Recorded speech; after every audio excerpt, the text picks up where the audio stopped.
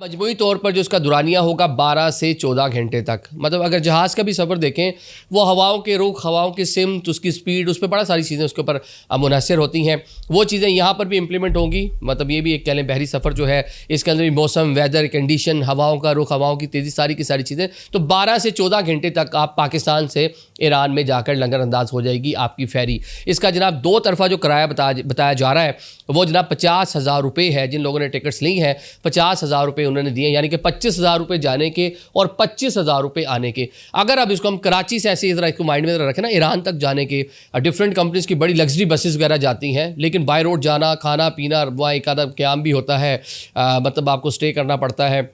तो मेरे ख्याल से उससे चीपर ही पड़ जाएगा ये, या ऑलमोस्ट उतने ही पैसे पड़ जाएंगे। और आसानी कितनी है कि 12 घंटे में आप बहुत ही आसानी से आप ईरान की हदूद के अंदर दाखिल हो जाएंगे।